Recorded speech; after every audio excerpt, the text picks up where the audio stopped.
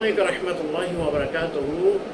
सवाल भेजने वाले हैं इमदादुल्लाह और इनका तल्लुक जामिया रज़विया लाहौर से है। दरस निज़ामी के तालिब इल्म है माशाअल्लाह। कहते हैं कि उम्मे सलमा रज़ी अल्लाह ताला अन्हा की जो रवायत है वो शीशी में मट्टी थी तो वो सुर्ख हो जाएगी। क्या ये रवायत ज़ईफ़ है या हसन है? पहले तो मैं आपके लिए दुआ गो हूँ माशाअल्लाह। आप दरस निज़ामी के तालिब इल्म हैं, अल्लाह ताला आपको एक आलिम बाअमल बनाए और आपके ज़रिए से अल्लाह ताला लाखों लोगों को फ़ैज़याब कराए। ये मेरी दुआ है। अल्लाह ताला मेरी इस दुआ को अपनी बारगाह में कबूल फरमाए। जो आपने सवाल किया इस रवायत का मफ़हूम मैं अर्ज़ कर दूँ कि एक बार जिब्राईल अलैहिस्सलाम तशरीफ़ लाए, उनका हाथ बंद था। नबी अलैहिस्सलाम ने फरमाया कि जिब्राईल तेरे हाथ में क्या है? उन्होंने अर्ज़ की कि या रसूलल्लाह सल्लल्लाहु अलैहि वसल्लम इसमें मट्टी है।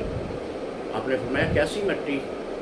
तो जिब्राईल अलैहिस्सलाम ने अर्ज़ की कि या रसूलल्लाह इसमें करबला की मट्टी है। तो आपने फिर पूछा कि इसको लाने का मकसद क्या है? आपने अर्ज़ की कि या रसूलल्लाह ये मट्टी करबला की है।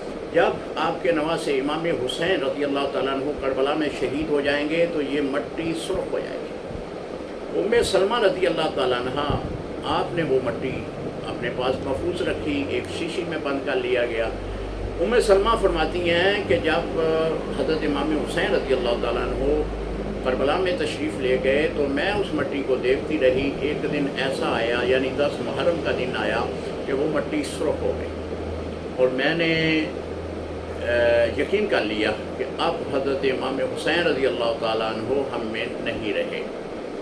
इस हदीस को इब्न हाकिम ने सही लिखा है और दीगर मुहद्दिसीन ने इसको हसन लिखा है, यानी ज़ईफ़ के ज़ुमरे में तो हदीस नहीं है, सही और हसन इस हदीस को कहा गया है।